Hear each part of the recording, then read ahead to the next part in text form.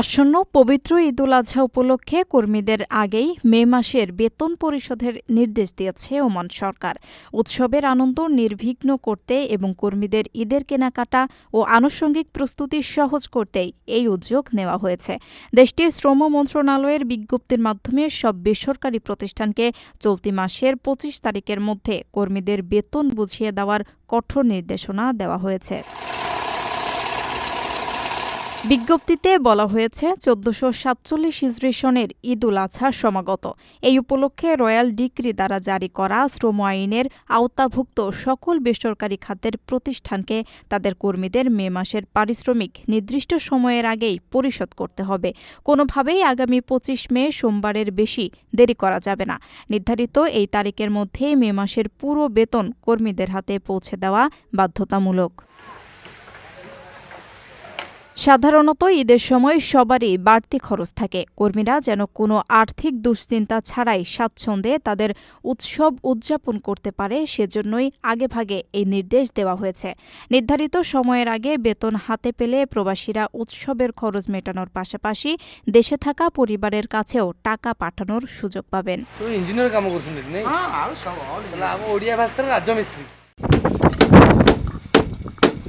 বাংলায় বিজ্ঞপ্তি দিয়ে প্রবাসীদের সাবধান করল সৌদি পুলিশ।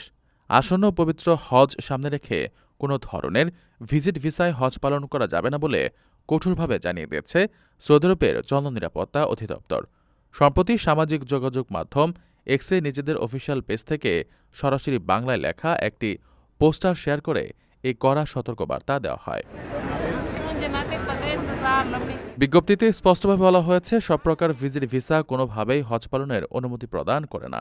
অর্থাৎ পর্যটন, ব্যক্তিগত, পারিবারিক বা ট্রানজিট কোনো ধরনের ভিজিট ভিসাতেই হজের আনুষ্ঠানিকতায় অংশ নেওয়ার সুযোগ নেই। হজ পালনের জন্য অবশ্যই নির্দিষ্ট হজ ভিসা অথবা স্থানীয়দের ক্ষেত্রে বৈধ হজ পারমিট থাকতে হবে। আরও জানানো হয়, কোনো ব্যক্তি বা প্রতিষ্ঠান যদি বেআইনিভাবে হজ করানোর প্রলোভন দেখায় তবে তাদের বিরুদ্ধে কঠোর ব্যবস্থা নেওয়া হবে। এ ধরনের প্রতারকদের সম্পর্কে তথ্য দিতে মক্কা, রিয়াদ ও পূর্বাঞ্চলের প্রদেশের জন্য ৯১১ এবং অন্যান্য অঞ্চলের জন্য ৯৯৯ নম্বরে কল করে রিপোর্ট করার অনুরোধ জানানো হয়েছে। তথ্যদাতার পরিচয় সম্পূর্ণ গোপন রাখা হবে এবং তার উপর কোনো আইনি দায়ভার থাকবে না বলেও নিশ্চিত করেছে পুলিশ।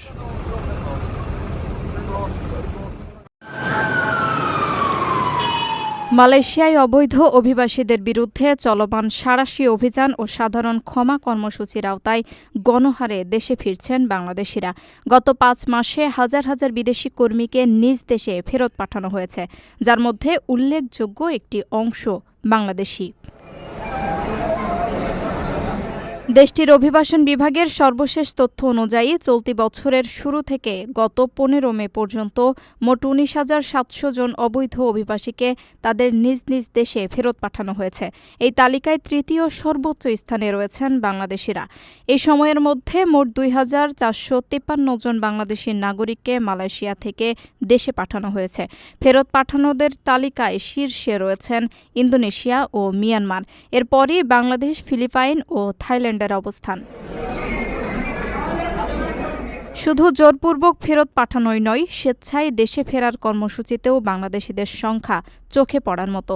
গত বছরের ১৯ মে থেকে চলতি বছরের ১৭ মে পর্যন্ত পরিচালিত মাইগ্রেন্ট রিপ্যাট্রিয়েশন প্রোগ্রাম 2.0 বা সাধারণ ক্ষমা কর্মসূচির আওতায় ১১২টি দেশের ২,৫৭,৪৪৩ জন অভিবাসী দেশে ফেরার জন্য নিবন্ধন করেছেন। এর মধ্যে শুধু বাংলাদেশি নাগরিকই রয়েছেন ৪৯,৪৮১ জন, যার নিবন্ধনের দিক থেকে দ্বিতীয় সর্বোচ্চ। বিপুল সংখ্যক এই বাংলাদেশির দেশে ফেরার অপেক্ষায় থাকাটা পরিস্থিতির ভয়াবহতাকে সামনে নিয়ে আসছে।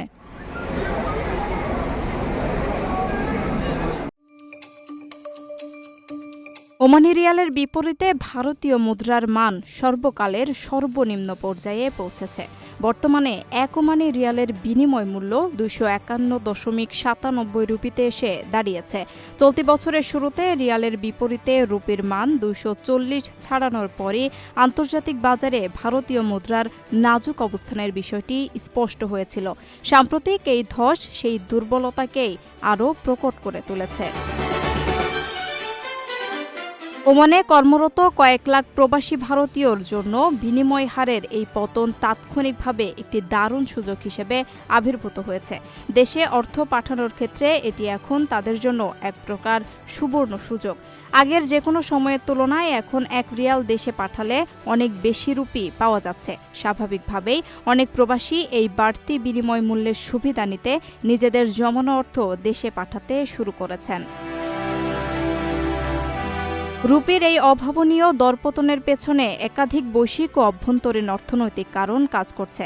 মধ্যপ্রাচ্যে চলমান ভূরাজনৈতিক উত্তেজনা এবং বিশ্ববাজারে অপরিশোধিত জ্বালানি তেলের দাম ঊর্ধ্বমুখী হওয়া এর অন্যতম প্রধান কারণ।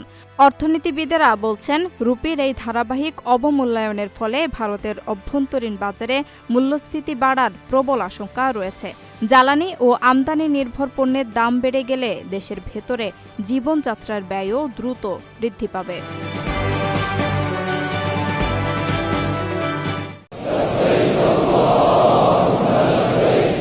পবিত্র হজ পালন করতে গিয়ে ভয়াবহ হার্ট অ্যাটাকের শিকার হয়েছিলেন 4 জন বয়স্ক হজযাত্রী।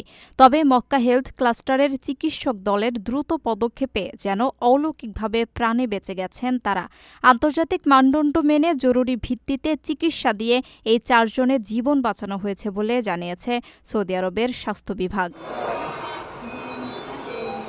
জানা গেছে 60 ও 70 বয়সের ওই 4 জন হজযাত্রী আলজেরিয়া, মালয়েশিয়া, সিরিয়া ও ইরাক থেকে সৌদি আরবে এসেছিলেন।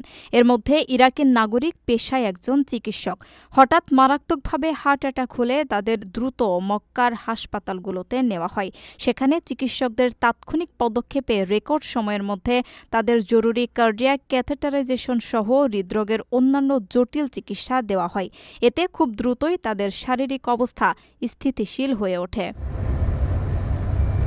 কিং আবদুল্লাহ মেডিকেল সিটির কার্ডিয়াক সেন্টারে চিকিৎসা নেওয়া ইরাকের ওই চিকিৎসকের রক্ত সঞ্চালন কোনো ধরনের জটিলতা ছাড়াই স্বাভাবিক অবস্থায় ফিরিয়ে আনেন বিশেষজ্ঞ চিকিৎসকেরা। পুরোপুরি সুস্থ হয়ে তিনি ইতোমধ্যে হাসপাতাল ছেড়েছেন। প্রায় মৃত্যুর মুখ থেকে ফিরে দ্রুত এমন উন্নত চিকিৎসা সেবা পেয়ে দারুণ উচ্ছ্বসিত ইরাকের ওই চিকিৎসক। তিনি সৌদি আরবের চিকিৎসকদের আন্তরিকতা, দক্ষতা ও আধুনিক প্রযুক্তির ভূয়সী প্রশংসা করেছেন।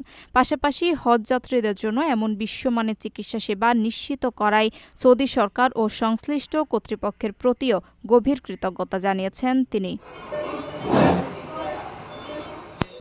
প্রবাসীদের জন্য নির্মাণ হচ্ছে দেশের প্রথম স্মার্ট সিটি, যেখানে থাকছে স্কুল, মসজিদ, হাসপাতাল, সুইমিং পুল, হেলিপ্যাড, পাঠাগার, জিম, সুপারমার্কেট, শিশু পার্ক সহ সকল নাগরিক সুবিধা। মাত্র 30 লাখ টাকা বিনিয়োগে মিলছে আকর্ষণীয় ফ্ল্যাট।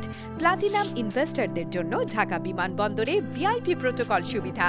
বিস্তারিত জানতে যোগাযোগ করুন স্ক্রিনে দেয়া হোয়াটসঅ্যাপ অথবা ইমো নাম্বারে।